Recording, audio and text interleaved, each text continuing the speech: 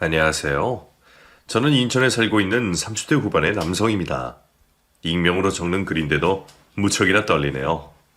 아마 가족 외에 처음으로 제가 살아온 삶을 이야기하는 거라 떨리는 것 같습니다.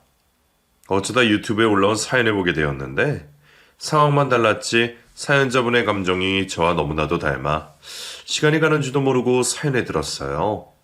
그 사연을 다 듣고 나서 처음 든 생각은 왜 좀 더 일찍 접하지 못했을까 였습니다.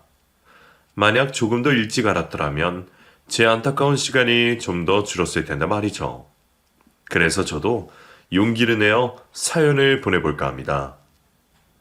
누군가는 저와 같이 고민이나 갈등을 하고 있을 테니 저와 다른 사연자분들처럼 용기를 내라는 마음에서요.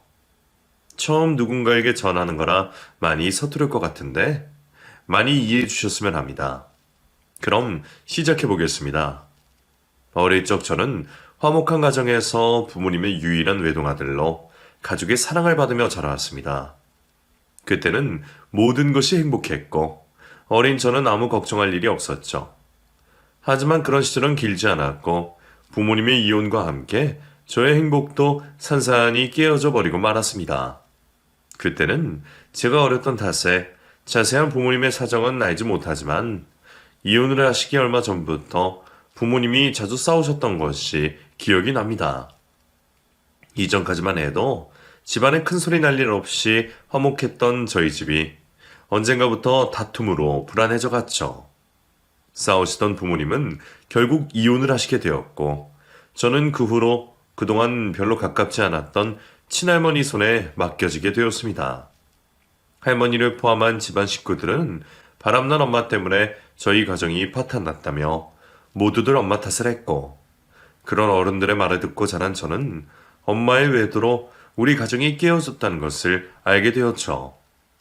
제가 부모님을 잃고 할머니에게 맡겨진 것이 엄마 때문이었다는 것을 알게 되고 많이 힘들 수밖에 없었습니다. 하지만 그때는 그런 원망보다도 엄마에 대한 그리움이 더 컸던 것 같아요. 그때 저는 여전히 부모가 필요한 나이였고 저를 거둬주신 할머니는 제게 좋은 보호자가 되어주지 못하셨거든요. 부모님이 이혼을 하시고는 자기 자식을 호래비 만들었다면서 제 앞에서 항상 엄마 욕을 해오셨던 할머니는 그런 저를 두고 떠난 며느리에 대한 원망 때문인지 제게도 참 박하게 구셨습니다. 하나뿐인 손주에게 정 한 번 주지 않으시고 늘 엄하고 무섭게 저를 키우셨고 가뜩이나 본인의 이혼으로 상처 입은 저는 할머니에게도 마음을 열지 못하고 겉돌 수밖에 없었죠. 제가 그럴수록 할머니는 저를 다독여 주시기는커녕 더 크게 혼을 내셨고 그런 할머니 때문에 저는 집에 들어가기 싫을 정도로 끔찍한 어린 시절을 보낼 수밖에 없었어요. 할머니 때문에 힘들 때면 저는 항상 그리운 엄마 생각이 날 수밖에 없었고 결국 엄마를 찾을 수밖에 없었죠. 제가 엄마 아버지와 따로 연락을 하고 지내진 않았지만 저를 걱정해 연락해 주시는 이모와는 가끔씩 소식을 나누고 지냈었습니다. 그 이모에게 때를 부려 엄마가 지내시는 곳을 겨우 알게 된 저는 할머니에게 벗어나고 엄마와 함께 살기 위해 할머니 집을 도망쳐 가게 되었습니다.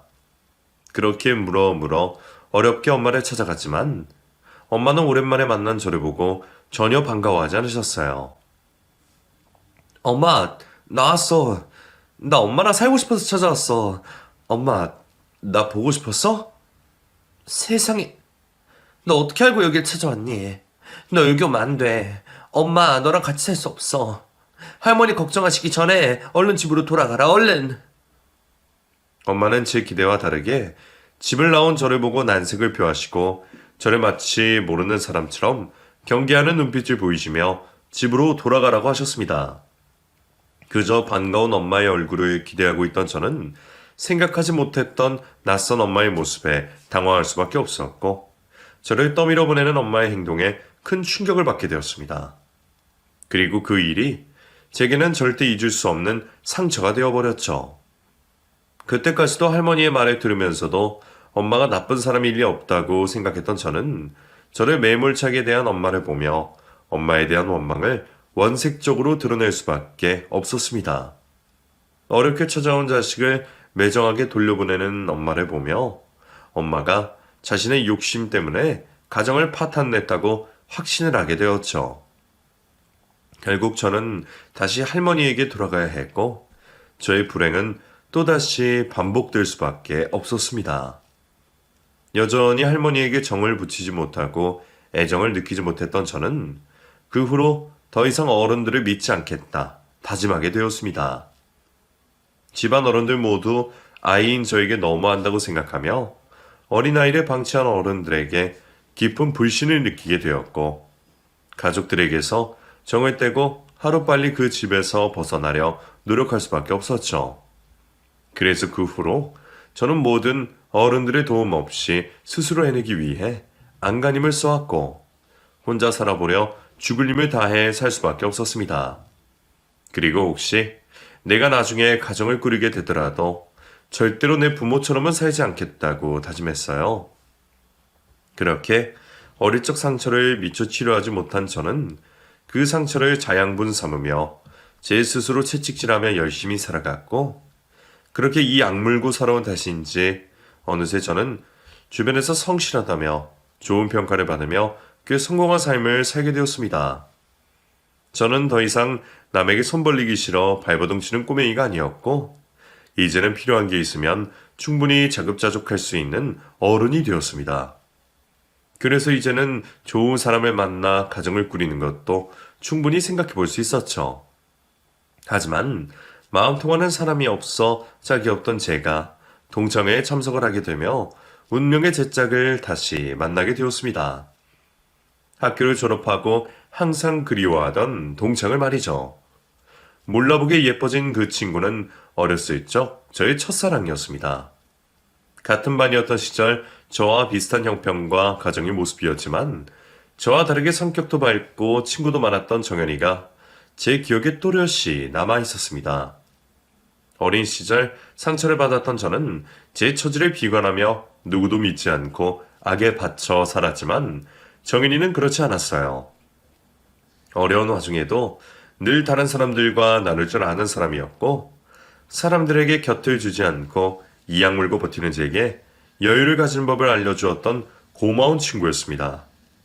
그 친구 덕분에 대가 없는 보답이 있다는 것을 알았으니 어쩌면 그 시절 제가 나쁜 길로 빠지거나 어긋나지 않고 지금껏 바른 길로 잘 걸어올 수 있었던 것은 그 친구의 덕분이 아니었을까 하는 생각도 합니다. 그렇게 정연이는 가족들도 알아주지 못하는 제 마음을 누구보다 잘 알아주는 사람이었고 제게 유일하게 신경 써주는 유일한 사람이었어요. 그런 친구에게 제가 마음을 가지지 않을 수가 없었습니다. 아직은 사랑이라는 감정을 알기에는 이른 나이일지도 모르겠지만 저는 남몰래 정연이를 짝사랑하고 있었죠. 하지만 한 번도 그런 제 마음을 고백해보지는 못했습니다. 제가 고백이라도 하면 우리가 사이가 벌어질까봐 차마 용기를 낼 수 없었죠.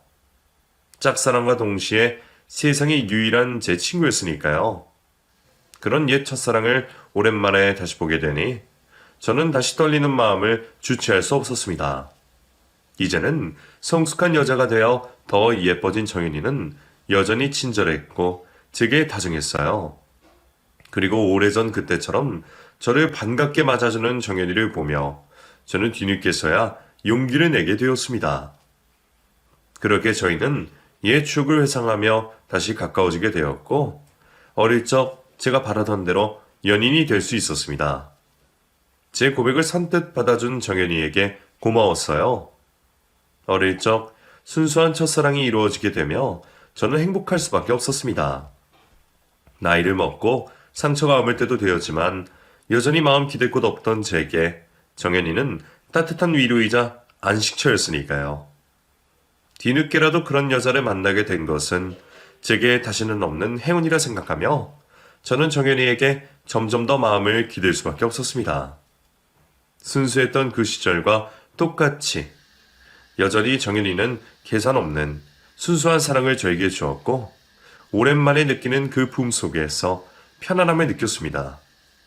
어릴 적 엄마의 외도로 인한 부모님의 이혼으로 여자와 가정에 대한 불신이 있던 저도 그런 정연이는 믿을 수밖에 없었죠. 그렇게 저희는 오랫동안 진심을 나누며 연애를 해왔고 결국 결혼을 약속하게 되었습니다. 아주 감사하게 장모님께서도 저의 상황을 이해해 주셨고 결혼을 허락해 주셨어요.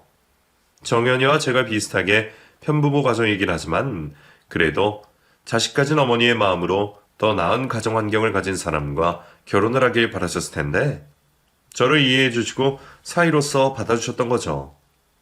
저희 집안이야 아버지가 돌아가신 다음에는 다른 친척과 연락을 하지 않았던 탓에 바로 결혼 준비를 할 수 있었습니다.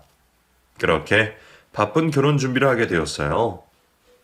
제 곁에는 결혼하는 데 있어서 해야 할 것들을 알려줄 사람이 없다 보니 주변 지인들 또는 아내와 상의를 하면서 결혼 준비를 하고 있었죠.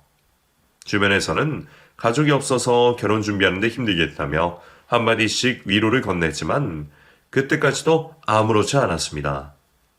지금까지 가족의 도움 없이 잘 헤쳐나온 인생이었기에 이번 결혼도 별것 아니라고 생각했죠.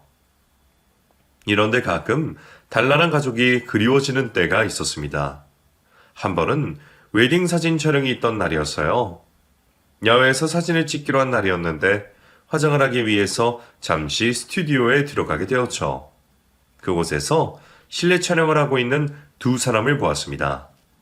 저희와 같은 신혼부부처럼 보였어요. 그런데 한편에서 사진 촬영을 하고 있는 두 사람을 흐뭇하게 쳐다보고 있는 사람들이 있었습니다. 눈빛만 봐도 단번에 알 수가 있겠더라고요. 두 사람 중 한 명의 부모님 같았어요.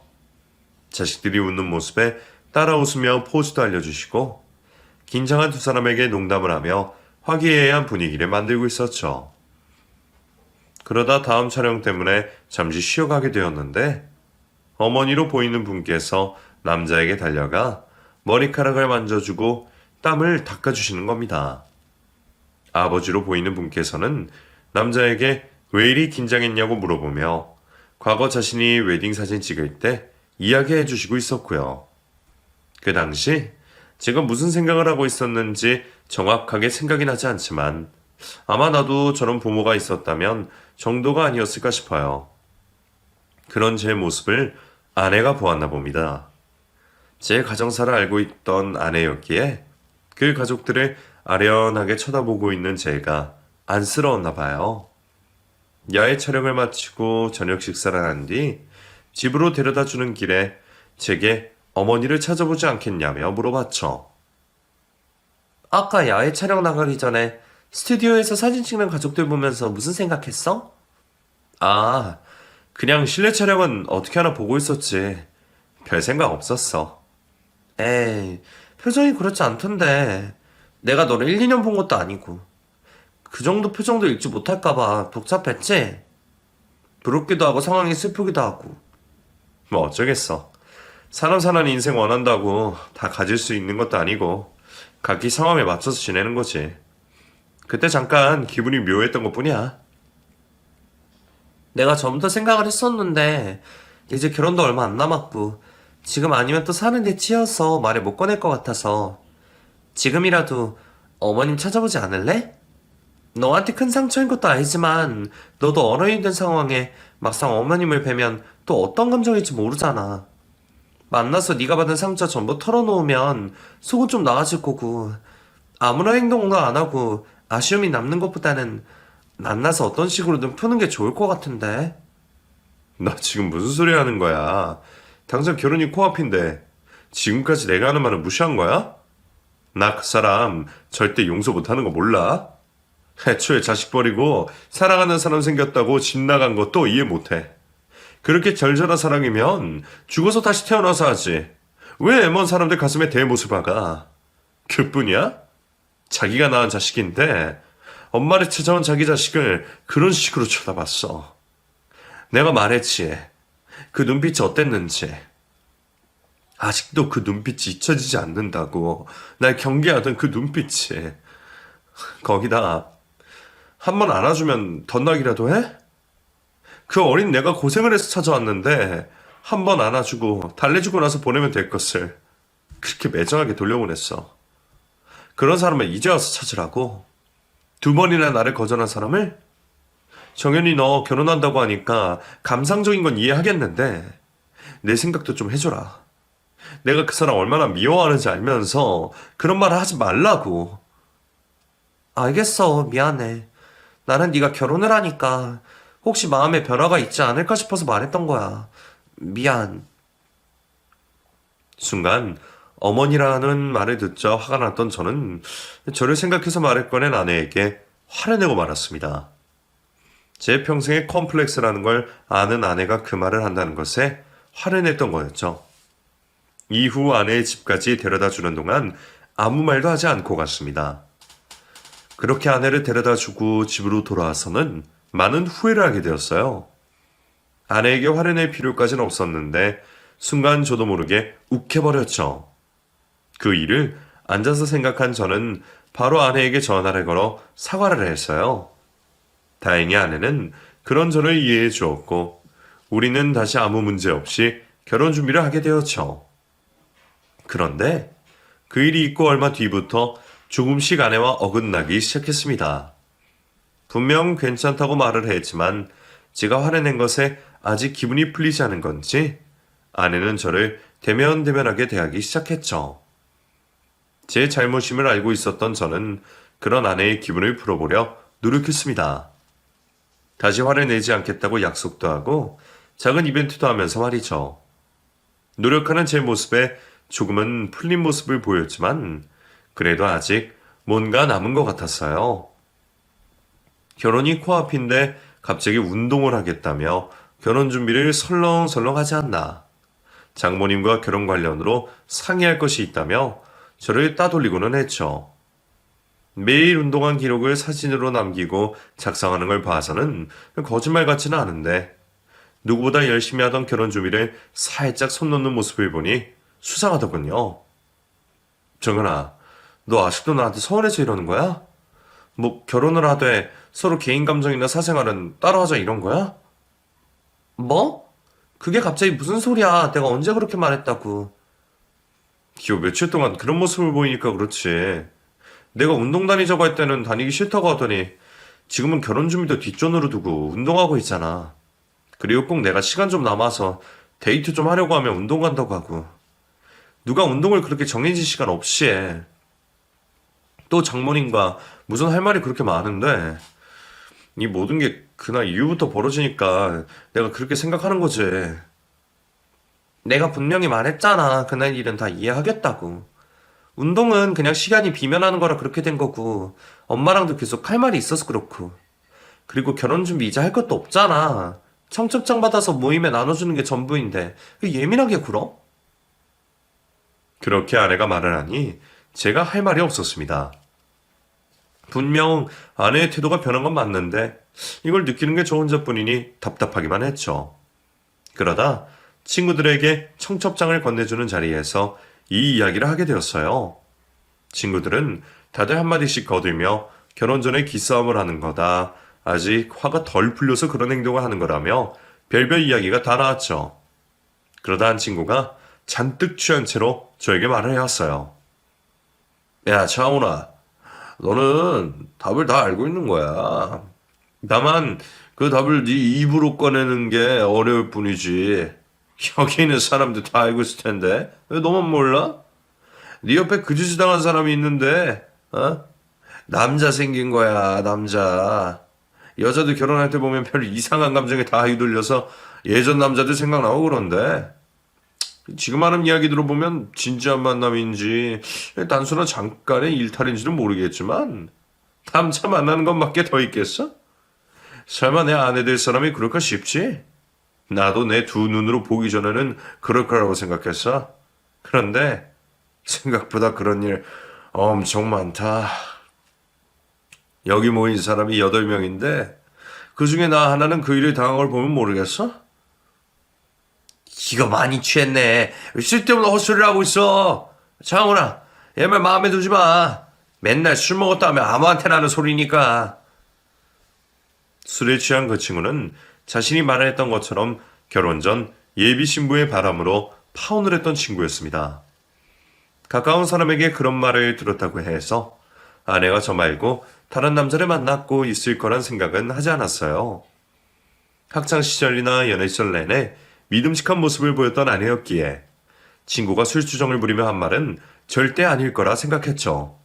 하지만 한 가지는 확실했습니다. 다른 사람이 보더라도 지금 아내가 저에게 보여주는 이 상황이 분명 수상쩍다는 거예요. 뒤늦게 수상한 아내를 알아보려고 했지만 이미 결혼식 날짜가 코앞에 다가와 있었고 찜찜한 마음만 남긴 채 결혼식을 올리게 되었습니다. 신혼여행은 아무 생각하지 않고 즐겼어요. 아내도 결혼식을 올리기 전과 같이 수상한 모습을 보이지 않았죠. 딱 한 가지, 운동을 열심히 하는 것 빼고요.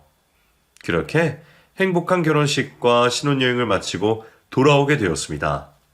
하지만 아내는 신혼여행에서 돌아오자마자 피곤한 몸을 누이지도 않고 바쁘게 생활했어요.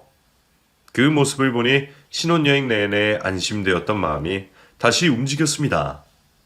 아내가 무슨 일을 꾸미고 있는 건지 제가 꼭 알아야 한다고 생각했죠. 신혼여행에서 돌아온 다음 주말 아내는 처가댁에 홀로 가겠다 말을 했어요. 그러면서 신혼여행에서 돌아온 뒤로 제대로 휴식을 취하지 못해 피곤할 거라며 제게 집에 있으라 말을 했죠. 누가 봐도 수상한 모습에 장모님께 인사를 드리겠다며 쫓아가게 되었습니다. 당황을 하는 아내를 보니 따라가야겠다는 마음이 더 들었고요. 그렇게 혼자서 장모님 댁으로 가겠다고 하는 아내를 따라가게 되었습니다. 따라간다고 해서 수상한 모습에 증거를 잡을 수 있을지는 모르겠지만 집에 남아 혼자 상상의 나래를 펼치는 것보다는 나을 거라 생각했어요. 그렇게 처갓집에 도착을 하게 되었고 역시나 어머니께서는 저를 보고 놀라시는 모습이었죠. 마치 제가 와서는 안 될 것처럼 말이에요. 천연덕스럽게 아무것도 눈치채지 못한 것처럼 행동을 했던 저는 두 사람이 안심할 수 있도록 행동했습니다. 웃고 떠들고 즐기며 편안한 모습을 보이다 점심 식사를 마치고 잠시 낮잠을 자겠다고 말했죠. 아내와 장모님도 낮잠을 자려는 저를 반기는 모습이었습니다. 그렇게 아내가 지내던 방에서 낮잠을 자는 척했던 저는 온 신경을 밖에서 들려오는 소리에 집중했어요. 얼마간 시간이 지난 후 일상적인 이야기를 하던 두 사람의 대화가 딱 끊기면서 정적이 흘렀습니다. 그리곤 장모님의 목소리가 들려왔죠. 김서방 확실히 잡는 거 맞지? 혹시 모르니까 네가 살짝 보고 와봐라. 이후 방문이 열렸고 아내는 제가 잠을 자고 있는 건지 확인을 하는 듯 했습니다. 제가 연기를 하고 있을 거라고는 꿈에도 생각을 하지 못한 아내는 잠든 저를 확인한 후 방문을 조심스레 닫고 나갔어요. 그리곤 장모님과 함께 장모님 방으로 가는 듯한 소리가 들렸죠. 저는 살금살금 밖으로 나가 베란다를 통해 장모님과 아내가 하는 이야기를 엿듣게 되었습니다. 처음에는 알 수 없는 돈 이야기를 시작했어요. 이것저것 다 하면 한 1억 좀 넘게 된다고 하는데 실제로 필요한 돈은 양쪽 합해서 2천 정도 들 것 같아, 엄마. 그래도 혹시 모르니까 넉넉하게 준비할게. 빠듯하게 준비했다가 잘못되면 여간 큰일이 아니잖니. 이왕 하는 거 확실히 해야지. 처음에는 장모님 집안 이야기인가 싶었는데 그렇다고 하기에는 너무 조심스럽게 말하는 겁니다. 듣는 사람이라고는 두 사람밖에 없는데 말이에요. 집안 이야기가 아니라면 혹시 내 돈을 가지고 이야기하는 건가 싶었죠. 좀 더 확실히 하기 위해 귀를 기울이고 이야기를 더 듣게 되었어요. 그렇게 한참 동안 내용을 알 수 없는 돈 이야기를 하던 두 사람은 이내 대화의 주제를 바꿨습니다. 그리고 그제서야 대화의 내용이 무엇인지 그리고 누구에 대한 대화인지 알게 되었죠. 두 사람이 하는 대화는 수술에 관한 내용이었고 그 내용의 주인공은 바로 저를 버리고 간 어머니였습니다. 그래도 정말 다행이야. 사람 인연이라가 있는지 이런 상황에서 우리가 찾게 되어서. 조금만 늦어서 봐라. 창원이 어머니께서 얼마나 고생하셨겠어. 전부 다 다행이고 고마운 일인데 하나 마음에 걸리는구나. 내가 했어야 했는데 정현이 네가 대신 이식 수술을 받게 해서. 엄마, 내가 더 젊고 내가 더 건강해서 그런 건데 왜 그래? 그리고 의사 선생님께 같이 들었잖아. 이식 수술해도 사는데 문제 하나도 없다고. 내가 혹시나 수술하고도 엄마한테 건강 나빠졌다는 말 듣기 싫어서 지금도 얼마나 열심히 운동하는데 오히려 이번 이식 수술 덕분에 내 몸이 엄청 건강해졌다니까? 아마 예전보다 지금이 더 건강할걸? 앞으로도 그렇고. 그래도 부모 마음은 그런 게 아니야. 나 자신이 어떻게 되든 상관없는데 자식은 작은 상처 하나 없기를 바라는 게 부모 마음이라고. 너도 창훈이 어머니 이야기 들어서 알 거 아니야.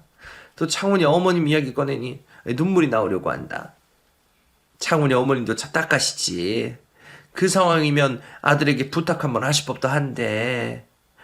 어찌되었든 이번 이식 수술 후에 창훈이와 어머니 사이를 어떻게 풀어야 할지 고민 좀 해봐야겠다.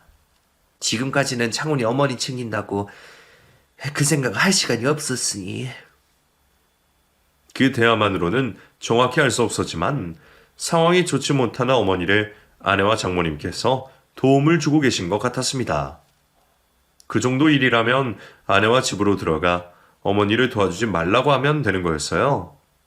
그런데 아내가 이식 수술을 한다니 그건 당장에 말려야 했습니다.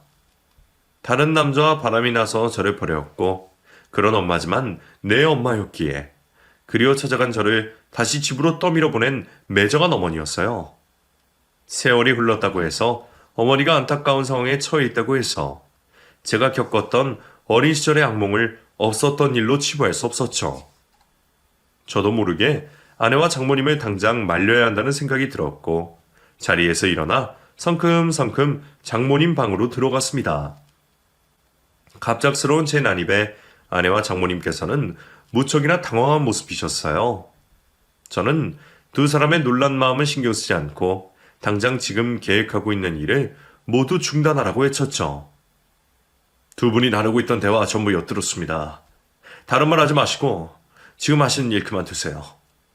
지금까지 도와준 걸 가지고 뭐라 하지 않겠습니다. 도와주신 내역 전부 알려주시면 제가 전부 그대로, 아니 2배로 보상해 드릴게요. 근데 이식 수술 그건 절대 안 됩니다. 그 사람 말로만 제 어머니예요. 자기 인생 살겠다고 자식 버리고 간 사람을 어떻게 어머니라고 할 수 있습니까? 거기다 당신 찾아온 자식 품어주기는커녕 의심의 눈빛으로 저를 다시 돌려보낸 사람이에요. 과거에도 그리고 앞으로도 제 어머니 아닌 사람이니 무슨 도움을 주시든 여기까지만 하세요. 설령 목숨이 달린 수술이라고 하더라도 제 아내 그리고 장모님 희생 용납 못하겠습니다. 여보, 그런 게 아니야. 우선은 흥분 가라앉히고 우리 얘기 들어봐. 우리가 먼저 설명을 못한 건 미안한데 당신이 이렇게 화낼 줄 알고 말을 못했던 거야. 우리가 전부 설명해 줄게. 아내의 말에 저는 화를 내며 당장 그만두라 소리쳤습니다. 그런데 장모님께서는 그런 제 모습에도 아랑곳하지 않으셨고 지금까지 어머니께서 살아오신 인생을 대신 이야기해 주셨어요. 장모님 입에서 이야기가 시작되자마자 화를 내고 있던 저는 모든 힘이 빠져 주저앉을 수밖에 없었죠. 이야기가 시작된 처음부터 알게 되었습니다. 지금까지 제가 잘못 알고 있었다는 걸요. 외도를 하고 있었던 건 어머니가 아니었습니다. 바로 아버지였죠. 어머니께서는 그 사실을 알고 바로 아버지께 따지셨던 것 같습니다. 하지만 가부장적인 아버지께서는 오히려 자신의 잘못을 따져묻는 어머니께 화를 내셨고 폭력을 휘두르셨다고 해요. 그날부터 아버지는 어머니를 가만두지 않았고 지속적으로 가정폭력을 일삼았고 어머니는 아버지의 폭력에 저항하셨죠. 평소에도 주변 사람들의 눈을 의식한 아버지는 같이 생활하는 저도 눈치챌 수 없게 옷으로 가려지는 것만 골라 어머니께 폭력을 휘둘렀다고 합니다. 어머니께서는 도망갈 생각도 여러 번 하셨지만 당시 여자 혼자 아이를 키우는데 부정적인 사회 시선과 어려워질 생계로 인한 가정을 지키려고 하셨던 것 같아요. 하지만 외도를 하고 있는 여자와 가정을 꾸리고 싶었던 아버지는 어머니와 다시 가정을 이어갈 생각이 없었다고 합니다. 결국 자신의 뜻처럼 어머니께서 떨어지지 않자 흥분한 아버지가 흉기를 들고 저 어머니를 해야겠다는 말을 했다고 해요. 다행히 행동으로는 이어지지는 않았지만 또다시 아버지가 흥분한다면 큰일이 벌어질 수도 있다는 걸 알았던 어머니는 아버지가 원하는 대로 저를 데리고 떠나시려고 하셨죠.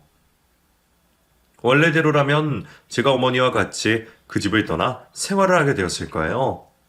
그런데 이 사실을 아시게 된 할머니께서 장소는 어디에도 보낼 수가 없다며 저를 놓고 떠나라고 어머니께 말을 하셨던 거죠.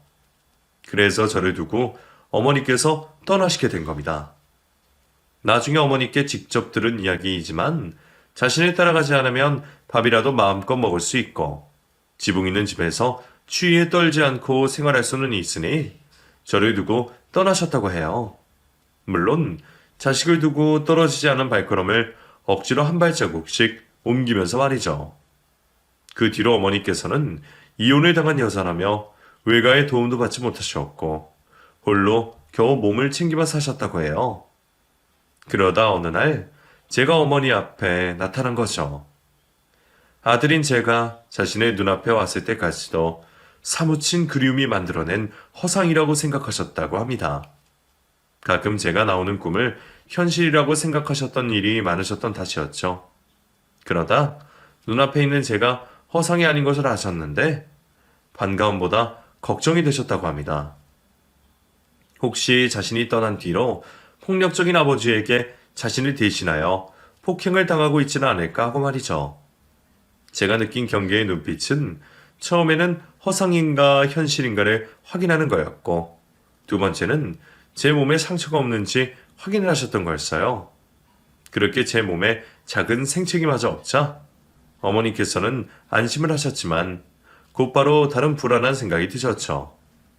자신이 찾아온 걸 할머니 또는 아버지가 한다면 제가 큰 혼이 날까 싶어 걱정이 되셨던 겁니다. 결국 불안한 마음에 저를 안고 싶어하는 마음을 억누르고 집으로 돌아가라며 매정하게 돌아섰던 거예요.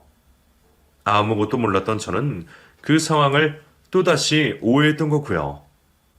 그 일로 제 마음이 돌아섰을 때 어머니께서는 홀로 마음 아파하시며 저를 그리워하셨다고 합니다. 아주 잠깐이었지만 저를 돌아세우며 만진 제 온기를 위안 삼으며 살아오셨고요. 그 후에도 제가 모르게 어머니는 저를 보러 찾아오셨다고 합니다. 성인이 되기 전까지는 아버지와 할머니에게 들킬까 싶어 멀리서만 저를 지켜보셨던 거죠. 그러다 제가 대학을 졸업하고 사회생활을 하며 마주쳤을 때 어머니께 냉랭한 모습을 보이자 자신의 잘못으로 모든 걸 받아들이시고 평생 자식 버릴 죄책감을 안고 사셨던 거죠. 그렇게 평생 홀로 외롭고 힘든 삶을 사셨던 어머니께서 최근에 간암 판정을 받으시게 된 겁니다. 어려운 형편이긴 하지만 보험이 적용되어 치료를 받을 수 있었던 어머니께서는 당신께 찾아온 병이 아들을 버린 죄라고 생각하시며 치료를 거부하셨다고 해요. 그래서 겸허히 자신의 인생을 내려놓고 고통을 받겠다는 선택을 하시고 죽음만을 기다리신 거죠. 그런 절체절명의 상황에서 저를 대신하여 아내와 장모님께서 어머니를 찾으신 겁니다. 그러다 어머니의 상황을 아시게 된 거예요. 그날부터 장모님과 아내는 어머니가 치료를 받도록 설득을 하게 되었고 어머니 마음을 움직이기에 갖은 노력을 하셨다고 합니다. 아내는 일부러 시간을 내어 어머니께 찾아가서 제 학창시절과 연애 때 이야기를 했고 장모님께서는 지친 어머니의 마음을 달래시며 어머니의 마음을 움직이셨죠. 결국 두 사람의 노력 끝에 어머니께서는 치료를 받으시기로 마음을 먹으셨고 아내와 장모님과 함께 병원을 찾아갔다고 해요. 그곳에서 현재 간암의 진행 상태로 봤을 때는 간 이식이 가장 좋을 것 같다는 의사 선생님의 말을 듣고는 아내가 자신이 이식 기증자가 되겠다며 나서게 된 거죠. 그래서 결혼식을 준비하면서부터 바빠지게 된 겁니다. 조금이라도 더 건강한 몸 상태에서 이식 수술을 하기 위해 매일 짬이 날 때마다 운동을 하기 시작했고 어머니를 저 몰래 챙기고 있었던 거죠. 장모님께서도 마찬가지셨고요. 아내가 한 말처럼 어머니의 이야기를 꺼내기만 하면 흥분을 하는 저 때문에 혹시나 이식 수술하는 데 있어서 문제가 생길까 싶어 저에게 이 사실을 숨겼던 거고요. 수술을 하고 난 뒤 어머니께서 몸을 회복하시면 그때 두 모자가 만나는 자리를 만들면 되겠다고 생각한 거죠. 그 모든 사실을 장모님의 입에서 듣게 된 저는 어머니께 대한 죄송한 마음과 아내, 그리고 장모님께 감사함을 느끼게 되었고, 벅차오르는 마음으로 제 손을 잡아주고 있던 아내를 안고 오열을 하게 되었습니다. 평생 악에 받쳐 꽉 막혀 있던 가슴 한가운데가 뻥 하고 뚫리는 것처럼 시원해지면서 처음으로 편안한 마음을 가지게 되었죠. 자식도 하지 않은 일을 아내와 장모님께서 대신 해주신 것에 너무 감사했습니다.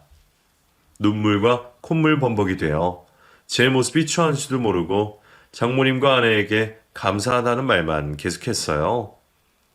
김서방, 만약 우리가 하는 말이 정 믿지 못하겠다면 이모님이나 아버님 지인분을 만나서 확인해도 좋아.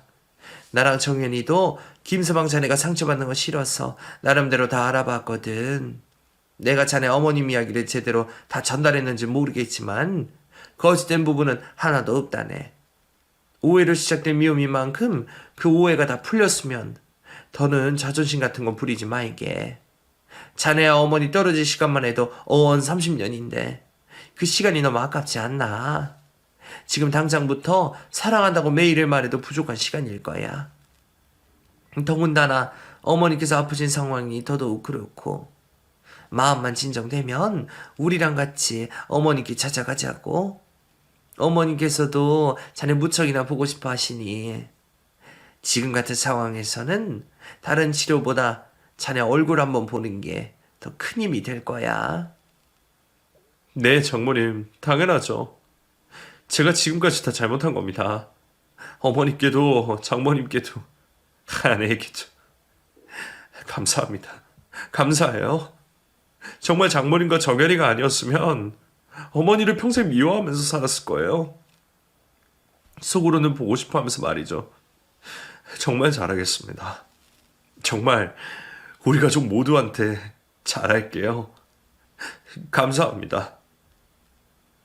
장모님께서도 오해를 하고 있는 저 아내를 보시곤 고개를 돌리시고 눈물을 훔치셨습니다.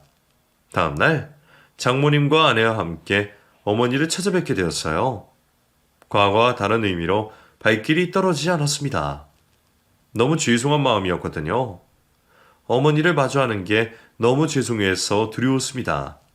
과연 제가 어머니를 찾아뵙고 좋아해도 되는 자격이 있나 싶었죠. 태어나 그렇게 긴장을 해본 적이 없었던 것 같아요. 그때도 아내가 제게 용기를 주었습니다. 당신 긴장 많이 했구나? 좀 그렇네. 내가 어머니를 이렇게 불쑥 찾아가 뵈어도 되는 건가 싶기도 하고, 수술 앞두고 괜히 안 좋아지시면 어떡해.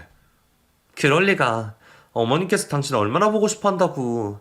당신 감정을 내가 다 알 수는 없지만 그동안 어머님과 대화하면서 어머님 마음은 조금 알게 되었어. 당신이 무슨 행동을 했던 간에 어머니께서는 당신이 어렸을 때처럼 엄마로서 봐주시길 바라고 계셔. 그러니까 나이 들었다고 죄송하다고 또 체면 치레한다고 무뚝뚝하게 굴지 말고 어렸을 때 당신으로 돌아가서 어머니 꽉 안아드려. 그걸 가장 바라실 거니까. 아내의 말에 용기를 냈습니다. 솔직히 만나게 되는 그 시간이 두렵기는 마찬가지였지만 아내의 말처럼 용기를 꼭 내야겠다고 생각했죠. 그렇게 어머니께서 지내시는 집으로 도착하게 되었어요. 문을 두드리고 기다리는 동안에도 죄송한 마음에 몸둘 바를 몰랐습니다. 초조하게 기다리고 있던 도중 천천히 현관문이 열렸고 그곳에 많이 수척하신 모습의 어머니가 서 계셨습니다.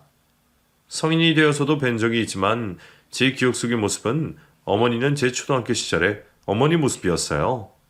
그런데 그 기억과 많이 달라진 어머니의 모습을 보니 가슴이 무너졌죠. 다른 생각은 들지 않았고 어머니를 꽉 안아드리고 싶었습니다. 홀로 힘든 삶을 사신 어머니께 기댈 수 있는 자식이 되고 싶었어요. 그렇게 저는 어머니를 안고 오해를 하게 되었고 용서를 구했습니다. 그날 어머니의 집은 우리 가족 모두가 흘리는 눈물 바다가 되었죠. 과거 이야기는 서로 묻어둔 채 우리는 서로가 어떻게 살아왔는지 묻기 바빴습니다. 그렇게 한참 동안이 시간이 가는 줄 모르고 이야기 나누게 되었죠. 그러다 밤이 늦어 돌아가는 상황이 되었는데 장모님께서 어머니를 장모님 댁으로 모시고 가자 말씀하셨습니다. 수술하기 전까지 편하게 생활하시라며 장모님께서 아내가 쓰던 방을 내어주셨거든요. 그날 이후 저는 매일 아내와 함께 장모님 댁으로 향했습니다. 어머니와 못다 했던 시간들을 보상받으려고 하는 것처럼 어머니와 시간을 보내게 되었죠. 한 달 뒤 어머니와 아내가 이식 수술하게 되었고 정말 다행히도 수술은 성공적으로 끝났습니다. 쉽지 않은 선택을 해준 아내에게 너무 고마웠고 그 힘든 선택을 지지해 주신 장모님께도 정말 감사했습니다. 수술 후에도 어머니께서는 항암 치료를 하셔야 했지만 다행히 전이가 되지 않았던 탓에 금방 항암 치료를 마칠 수 있었어요. 그 사이 장모님께서 아내가 떠나고 적적하다며 어머니와 같이 한 집에서 생활하시길 바라셨죠. 어머니께서는 한사코 거절을 하셨습니다. 지금까지 받은 것만으로도 분에 넘치는 거라고 말씀을 하시면서 말이죠. 하지만 장모님의 고집이 한 수 위였습니다. 결국 장모님과 어머니 두 분께서 한 집에서 생활하시게 되었죠. 모든 게 잘 해결되어야 할 수 있는 농담이지만 두 분께서 같이 한 집에 계셔서 얼마나 편한지 몰라요. 언제든 무엇이든 두 분께 똑같은 효도를 할 수 있거든요. 정말 어머니, 장모님, 그리고 아내에게 매 시간 매분 잘해야 한다는 생각으로 하루를 보내고 있습니다. 특히 어머니를 만나게 해준 장모님과 아내에게는 갚을 수 없을 정도가 큰 은혜를 입었다고 생각하고 있어요. 그 갚을 수 없는 은혜를 위해서라도 정말 열심히 살아야 합니다. 또 그렇게 살고 있어요. 그리고 지난 시간 동안 하지 못한 자식 노릇, 어머니께서 건강히 살아계시는 동안 최선을 다해서 하려고 하고요. 그래서 정말 가족들에게 잘하며 열심히 살고 있습니다. 저희 고마운 가족들을 위해서요. 이제 글을 마무리하며 다시 한번 제 가족들에게 제 모든 걸 바쳐 정성을 다하겠다는 다짐을 새기겠습니다. 그럼 다들 가족들과 잘 지내시길 바라며 행복하시길 바라겠습니다. 감사합니다.